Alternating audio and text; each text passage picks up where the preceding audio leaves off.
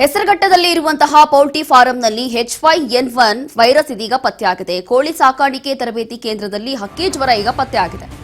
ಬೆಂಗಳೂರಿನ ಹೆಸರುಘಟ್ಟದಲ್ಲಿರುವಂತಹ poultry form close ಆಗಿದೆ. ಈಗ ಈ ಜಾಗದಿಂದಲೇ ರಾಜ್ಯದ ವಿವಿಧ ಕಡೆಗೆ ಕೋಳಿ ಸಪ್ಲೈ ಆಗ್ತಾ ಇತ್ತು. ಆದರೆ ಈ ವೈರಸ್ ಪತ್ತೆಯಾಗಿರೋದ್ರಿಂದ ಸದ್ಯಕ್ಕೆ ಈ ಕೋಳಿ ಫಾರ್ಮ್ನ ಈಗ ಕ್ಲೋಸ್ ಮಾಡಿದ್ದಾರೆ. ಈಗಾಗಲೇ ಕೋಳಿ ಸಾಕಾಣಿಕೆದಾರರನ್ನ ಕ್ವಾರಂಟೈನ್ನಲ್ಲಿಡಲಾಗಿದೆ. ಮತ್ಕೂರಿನ 3 ಕಿಲೋಮೀಟರ್ ಸೋಂಕಿತ ವಲಯ ಅಂತ ಹೇಳಿ ಘೋಷಣೆ ಮಾಡಲಾಗಿದೆ. 10 ಕಿಲೋಮೀಟರ್ ಕಣ್ಗಾವಲು ವಲಯ ಅಂತ ಹೇಳಿ ಘೋಷಣೆ ಮಾಡಲಾಗಿದೆ. ಕೆಲಸಕ್ಕೆ ಇದ್ದಂತ 10 ಜನರ ಆರೋಗ್ಯದ ಮೇಲೆಯೂ ಕೂಡ ನಿಗಾ ಇಟ್ಟಿದ್ದಾರೆ. ಈಗ ಸೋಂಕಿತ ವಲಯದ ಸುತ್ತಲಿನ 19 ಗ್ರಾಮಗಳ ಮೇಲೆ ನಿಗಾ ಇಡಲಾಗಿದೆ. 25,000ಕ್ಕೂ ಹೆಚ್ಚು ಜನರ ಆರೋಗ್ಯದ ಮೇಲೆ ಸದ್ಯಕ್ಕೆ ನಿಗಾ ಇಟ್ಟಿದ್ದಾರೆ. ಮನೆ ಮನೆಗೆ ಹೋಗಿ ಹಕ್ಕಿ ಜ್ವರ ಲಕ್ಷಣಗಳ ಬಗ್ಗೆ ಮಾಹಿತಿ ಕೂಡ ಸಂಗ್ರಹ ಮಾಡಲಾಗ್ತಾ ಇದೆ.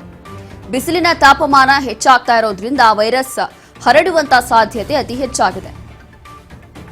ಹಾಗಾಗಿ ಸದ್ಯಕ್ಕೆ ಈ ಒಂದು ಕೋಳಿ ಫಾರ್ಮ್ ಏನಿದೆ ಇದನ್ನ ಕ್ಲೋಸ್ ಮಾಡಿದ್ದಾರೆ. ಈಗ H5N1 ವೈರಸ್ ಅತಿ ಹೆಚ್ಚಾಗಿ ಬಿಸಿಲು ಜಾಸ್ತಿ ಆಗಿರುವಂತಹ ಸಂದರ್ಭದಲ್ಲೇ ಪತ್ತೆಯಾಗುವಂತ ವೈರಸ್ ಇದು. ಹಾಗಾಗಿ ಇದರಿಂದ ಹಕ್ಕಿ ಜ್ವರ ಅಂತ ಏನು ಹೇಳ್ತಾರೆ, ಇದು ಪ್ರತಿ ವರ್ಷ ಬೇಸಿಗೆ ಕಾಲದಲ್ಲಿ ಅತಿ ಹೆಚ್ಚಾಗಿ ಉಷ್ಣಾಂಶ ಜಾಸ್ತಿ ಆಗಿರುವಂತಹ ಟೈಮಲ್ಲಿ ಮಾತ್ರ ಇದು ಅತಿ ಹೆಚ್ಚಾಗಿ ವೈರಸ್ ಕಾಣಿಸ್ಕೊಳ್ಳುತ್ತೆ. ಹಾಗಾಗಿ ಇದೀಗ ಕೋಳಿ ಸಾಕಾಣಿಕೆ ತರಬೇತಿ ಕೇಂದ್ರದಲ್ಲೂ ಕೂಡ ಮತ್ತೊಮ್ಮೆ ಹಕ್ಕಿ ಜ್ವರ ಪತ್ತೆಯಾಗಿದೆ. ಅದು ಕೂಡ ಬೆಂಗಳೂರಿನ ಹೆಸರುಘಟ್ಟದಲ್ಲಿ ಇರುವಂತಹ ಪೌಲ್ಟ್ರಿ ಫಾರಂ ಇದೇ ಕಾರಣದಿಂದ ಸದ್ಯಕ್ಕೆ ಕ್ಲೋಸ್ ಮಾಡಿದ್ದಾರೆ.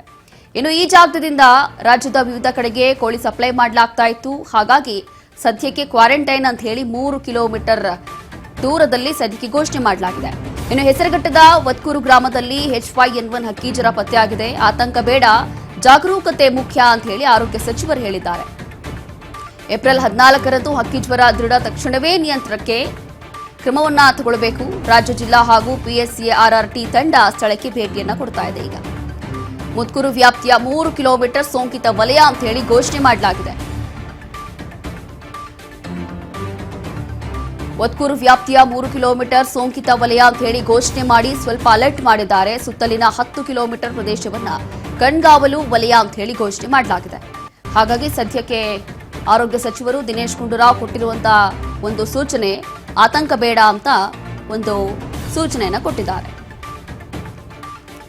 ಒತ್ಕೂರು ವ್ಯಾಪ್ತಿಯ 3 ಕಿಲೋಮೀಟರ್ ಸುತ್ತಮುತ್ತ ಪ್ರದೇಶವನ್ನ ಈಗ ಸೋಂಕಿತ ವಲಯ ಅಂತ ಹೇಳಿ ಘೋಷಣೆ ಮಾಡಿದ್ದಾರೆ. ಕಾರಣ ಏನು ಅಂತಂದ್ರೆ ಅಲ್ಲಿ ಸುತ್ತಮುತ್ತ ಕೂಡ ಬಹುಶಃ ಈ ವೈರಸ್ ಹರಡಿರಬಹುದು ಅಂತ ಹೇಳಿ, ಕಾರಣ ಅಲ್ಲೇ ಆ ಒಂದು ಕೋಳಿಯನ್ನ ತಿಂದಿರ್ತಾರೆ ಅಂತ ಹೇಳಿ, ಹಾಗಾಗಿ ಸುತ್ತಮುತ್ತ ಇರುವಂತಹ ಜನರಿಗೆ ಅಲರ್ಟ್ ಮಾಡಿದ್ದಾರೆ. ಮತ್ತಷ್ಟು ಮಾಹಿತಿಯನ್ನ ಕೊಡ್ತಾರೆ ನಮ್ಮ ಪ್ರತಿನಿಧಿ ವಿನೂತ. ಈಗ ಬಿಸಿಲುಗಾಲ ಜಾಸ್ತಿ ಆಯಿತು ಅಂತಂದ್ರೆ ಈ ಒಂದು ಹಕ್ಕಿ ಜ್ವರ ಬಹುಶಃ ಕಾಣಿಸ್ಕೊಳ್ಳುತ್ತೆ. ಈ ವರ್ಷವೂ ಕೂಡ ಮತ್ತೊಮ್ಮೆ ಹೀಗೆ ಆಗ್ತಾ ಇದೆ. ಸೊ ಈಗ ಒಂದು ಕಡೆ ಆರೋಗ್ಯ ಸಚಿವರು ಕೂಡ ಹೆದರೋ ಅವಶ್ಯಕತೆ ಇಲ್ಲ, ಭಯಭೀತರಾಗಬೇಡಿ ಅಂತ ಹೇಳ್ತಿದ್ದಾರೆ. ಇದಕ್ಕೆ ಏನೆಲ್ಲ ಕ್ರಮ ತಗೊಳ್ಬಹುದು? ರೋಷಿನಿ, ಈಗಾಗಲೇ ಏನು ನಮ್ಮ ಬೆಂಗಳೂರಿನಲ್ಲಿ ಹಕ್ಕಿ ಜ್ವರದ ಭೀತಿ ಆವರಿಸಿರುವಂತದ್ದು. ಸುಮಾರು 7,000ಕ್ಕೂ ಅಧಿಕ ಕೋಳಿಗಳನ್ನ ಈ ಒಂದು ನಿಟ್ಟಿನಲ್ಲಿ ಹನನವನ್ನ ಮಾಡಿದ್ದಾರೆ. ಈಗ ಸಾರ್ವಜನಿಕರು ಯಾವುದೇ ರೀತಿ ಆತಂಕವನ್ನ ಪಡಬಾರ್ದು ಅನ್ನುವಂತಹ ಮುನ್ನೆಚ್ಚರಿಕೆಯಾಗಿ ದಿನೇಶ್ ಗುಂಡೂರಾವ್ ಕೂಡ ಒಂದು ರೀತಿ ಎಚ್ಚರಿಕೆಯನ್ನ ನೀಡಿರುವಂತದ್ದು. ಅಂದ್ರೆ ಯಾವುದೇ ರೀತಿ ಆತಂಕ ಇಲ್ಲ, ಭಯಭೀತರಾಗದೆ ಆರಾಮವಾಗಿ ಇರ್ಬೋದು ಅನ್ನುವಂತ ಒಂದು ಸಂದೇಶವನ್ನ ಕೂಡ ಆರೋಗ್ಯ ಇಲಾಖೆ ಸಚಿವರಾಗಿರುವಂತಹ ದಿನೇಶ್ ಗುಂಡೂರಾವ್ ಹೇಳಿರುವಂತದ್ದು. ಏನು ನಮ್ಮ ಬೆಂಗಳೂರಿನ ಹೊರವಲಯದಲ್ಲಿರುವಂತಹ ಹೆಸರುಘಟ್ಟದ ಮುತ್ಕಾಲ ಗ್ರಾಮದ ಬಳಿಯಲ್ಲಿ ಸರ್ಕಾರಿ ಕೋಳಿ ಸಾಗಾಣಿಕಾ ತರಬೇತಿ ಕೇಂದ್ರದಲ್ಲಿ ಈ ಒಂದು H5N1 ಹಕ್ಕಿ ಜ್ವರ ಕಾಣಿಸಿಕೊಂಡಿತ್ತು. ಆ ಒಂದು ನಿಟ್ಟಿನಲ್ಲಿ ಸರ್ಕಾರ ತಕ್ಷಣವೇ ಒಂದ್ ರೀತಿ ಕ್ರಮವನ್ನ ಕೈಗೊಳ್ಳೋದಕ್ಕೆ ಮುಂದಾಗಿರುವಂತದ್ದು. ಜೊತೆಗೆ ಕೆಲವೊಂದಷ್ಟು ನಿಗದಿತ ತಂಡಗಳನ್ನ ಅಲ್ಲಿ ಪರಿಶೀಲನೆಯನ್ನ ಕಳಿಸಿ ಅದರಲ್ಲಿರುವಂತಹ ಎಲ್ಲ ಸೋಂಕು ಆಧಾರಿತವಾಗಿರುವಂತಹ ಎಲ್ಲ ಕೋಳಿಗಳನ್ನು ಕೂಡ ಈಗಾಗಲೇ ಅವರ ಕೋಳಿಗಳ ಮಾರಣ ಹೋಮ ಕೂಡ ಮಾಡಿರುವಂತದ್ದು. ಆ ಒಂದು ನಿಟ್ಟಿನಲ್ಲಿ ಸಾರ್ವಜನಿಕರು ಯಾವುದೇ ತರ ಭಯ ಪಡುವ ಅಗತ್ಯವಿಲ್ಲ ಅಂತ ತಿಳಿಸಿರುವಂತದ್ದು. ಈಗ ಭೂಪಾಲ್ನಲ್ಲಿರುವಂತಹ NIH ವರದಿ ಪ್ರಕಾರ ಏಪ್ರಿಲ್ 14ರಂದು ಹಕ್ಕಿ ಜ್ವರ ಇರೋದು ದೃಢವಾಗಿತ್ತು. ತಕ್ಷಣವೇ ಇನ್ನು ಒಂದು ಅಧಿಕಾರಿಗಳು ಕೂಡ ಕಾರ್ಯ ಪ್ರವೃತ್ತವಾಗ್ತಾರೆ. ಜೊತೆಗೆ ಆ ಒಂದು ಏನು ಮತ್ಕೂರು ಗ್ರಾಮ ಇತ್ತು, ಅಲ್ಲಿ ಸುಮಾರು 3 ಕಿಲೋಮೀಟರ್ ವ್ಯಾಪ್ತಿಯವರೆಗೂ ಕೂಡ ಸೋಂಕಿತ ವಲಯ ಅನ್ನುವಂತಹ ಘೋಷಣೆಯನ್ನ ಅಲ್ಲಿ ಮಾಡಿರುವಂತದ್ದು. ಯಾಕಂದ್ರೆ ಯಾರು ಕೂಡ ಒಂದು ಪ್ರದೇಶಕ್ಕೆ ಹೋಗ್ಬಾರ್ದು, ಯಾಕಂದ್ರೆ ಇದು ಸೋಂಕುಗಳು ತಗುಲುವ ಸಾಧ್ಯತೆ ಬೇಸಿಗೆ ಕಾಲದಲ್ಲಿ ಅಧಿಕವಾಗಿರೋದ್ರಿಂದ ಯಾರು ಕೂಡ ಒಂದು ಏರಿಯಾಕ್ಕೆ ಒಂದು ಸೀಮಿತ ಪ್ರದೇಶಕ್ಕೆ ಹೋಗ್ಬಾರ್ದು ಅನ್ನೋ ನಿಟ್ಟಿನಲ್ಲಿ ಅಲ್ಲಿ ಒಂದು ಕ್ವಾರಂಟೈನ್ ಅನ್ನು ಕೂಡ ಮಾಡಿರುವಂತದ್ದು. ಆ ಒಂದು 10 ಕಿಲೋಮೀಟರ್ ವ್ಯಾಪ್ತಿಯವರೆಗೂ ಕೂಡ ಕಡ್ಗಾವಲನ್ನ ಇರಿಸಲಾಗಿದೆ. ಅಲ್ಲಿ ಸಂಪೂರ್ಣವಾಗಿ ಕ್ವಾರಂಟೈನ್ ಅನ್ನ ಮಾಡಲಾಗಿರುವಂತದ್ದು. ಇನ್ನ ಪಶು ಸಂಗೋಪನಾ ಇಲಾಖೆಯ ನೇತೃತ್ವದಲ್ಲಿ ಏಪ್ರಿಲ್ ಇದೇ 15ನೇ ತಾರೀಕಿನಂದು ಒಂದು ಬೃಹತ್ ಕಾರ್ಯಾಚರಣೆಯನ್ನು ಕೂಡ ನಡೆಸಲಾಗಿತ್ತು.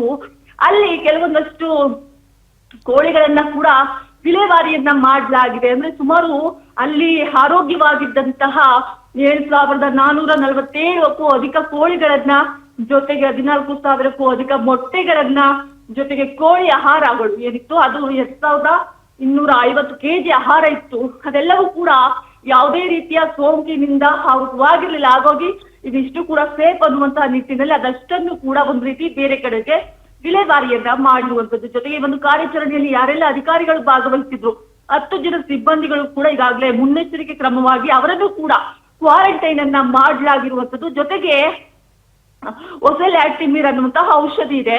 ಆ ಔಷಧಿಯನ್ನ ತೆಗೆದುಕೊಂಡಾದ್ರೆ ಯಾವುದೇ ರೀತಿಯ ಸೋಂಕು ಹರಡುವುದಿಲ್ಲ ಅನ್ನುವಂತ ಮುಂಜಾಗ್ರತೆ ಕ್ರಮದಿಂದಾಗಿ ಆ ಒಂದು ಅಧಿಕಾರಿಗಳಿಗೆ, ಅಂದ್ರೆ ಏನು 10 ಜನ ಅಧಿಕಾರಿಗಳು ಸಿಬ್ಬಂದಿಗಳಿದ್ರು, ಆ ಒಬ್ಬರ ಅಧಿಕಾರಿಗಳಿಗೂ ಕೂಡ ಒಸೆಲ್ಯಾಟಿಮಿರ್ ಅನ್ನುವಂತಹ ಔಷಧಿಯನ್ನು ಕೂಡ ಈಗಾಗಲೇ ವೈದ್ಯಕೀಯ ಘಟಕದಲ್ಲಿ ನಿಗಮನ ಇರಿಸಲಾಗಿರುವಂತದ್ದು. ಸೊ ಒಟ್ಟಾರೆಯಾಗಿ ಈ ಒಂದು ಸೀಮಿತ ಪ್ರದೇಶ ಏನಿದೆ ಮುತ್ಕಾಲ ಗ್ರಾಮದ ಸುತ್ತಮುತ್ತ 10 ಕಿಲೋಮೀಟರ್ ವ್ಯಾಪ್ತಿಯವರೆಗೂ ಕೂಡ ಯಾವುದೇ ಮುಂಜಾಗ್ರತೆ ಕ್ರಮವಾಗಿ ಯಾವುದೇ ರೀತಿಯ ಸೋಂಕು ಹರಡದಂತೆ ಈಗಾಗಲೇ ಕ್ವಾರಂಟೈನ್ ಅನ್ನು ಕೂಡ ಮಾಡಲಾಗಿರುವಂತದ್ದು ರೋಶ್ನಿ. ಹಾಗಾಗಿ ಇಲ್ಲಿ ಯಾವುದೇ ರೀತಿ ಸಾರ್ವಜನಿಕರು ಭಯ ಪಡುವಂತಹ ಅಗತ್ಯ ಇಲ್ಲ ಅನ್ನುವಂಥದ್ದು. ಇದು ಅಷ್ಟೇ ಅಲ್ಲದೆ ಇನ್ನು ಆರೋಗ್ಯ ಇಲಾಖೆ ಕೂಡ ಮನೆ ಮನೆ ಸಮೀಕ್ಷೆಯನ್ನು ಕೂಡ ಮಾಡ್ತಾ ಇದೆ. ಅಲ್ಲಿ ಸುತ್ತಮುತ್ತ ಏನು 13 ಗ್ರಾಮಗಳಿದೆ, 19 ಗ್ರಾಮಗಳಿಗೂ ಅಧಿಕ ಗ್ರಾಮಗಳಿಗೆ, ಜೊತೆಗೆ ಅಲ್ಲಿರುವಂತಹ ಸುಮಾರು 25ರಿಂದ 30,000 ಜನರ ಆರೋಗ್ಯವನ್ನ ಕೂಡ ಪರಿಶೀಲನೆ ಒಂದು ರೀತಿಯಲ್ಲಿ ತಪಾಸಣೆಯನ್ನು ಕೂಡ ಮಾಡ್ತಾ ಇರುವಂತದ್ದು ಆಶಾ ಕಾರ್ಯಕರ್ತೆಯರ ಒಂದು ಸಹಯೋಗದಿಂದ. ಈಗೇನು ನಿನ್ನೆ ದೃಢಪಟ್ಟಿರೋದ್ರಿಂದ ನಿನ್ನೆಯಿಂದಲೂ ಕೂಡ ಮುಂದೆ 10 ದಿನಗಳ ಕಾಲವರೆಗೂ ಕೂಡ ಏನು ಅಲ್ಲಿ ಆಶಾ ಕಾರ್ಯಕರ್ತೆಯ ಒಂದು ಸಹಯೋಗದಲ್ಲಿ ಮನೆ ಮನೆಗೆ ಭೇಟಿಯನ್ನ ನೀಡಿ ಅಕ್ಕಿ ಜ್ವರದ ಲಕ್ಷಣಗಳು ಒಂದ್ ವೇಳೆ ಕಂಡು ಬಂದಿದ್ರೆ ಅಂತವರನ್ನ ತುರ್ತು ಕ್ರಮಕ್ಕಾಗಿ ಒಂದ್ ರೀತಿ ವೈದ್ಯಕೀಯ ತಪಾಸಣೆಗೆ ಕೂಡ ಒಳಪಡಿಸುವಂತದ್ದು. ಸೊ ಹೆಸರುಘಟ್ಟ ಮತ್ತು ಸೊನ್ನೆನಹಳ್ಳಿ ಪ್ರಾಥಮಿಕ ಆರೋಗ್ಯ ಕೇಂದ್ರಗಳ ಸಹಯೋಗದಲ್ಲಿ PPE ಕಿಟ್ಗಳನ್ನ, ಮಾಸ್ಕ್ ಗಳನ್ನ ಮತ್ತೆ ಔಷಧಿಗಳನ್ನು ಕೂಡ ಈಗಾಗಲೇ ಎಲ್ಲ ಮನೆ ಮನೆಗೂ ಕೂಡ ಸರಬರಾಜನ್ನ ಮಾಡ್ಲಾಗ್ತಾ ಇರುವಂತದ್ದು ರೋಷಿನಿ.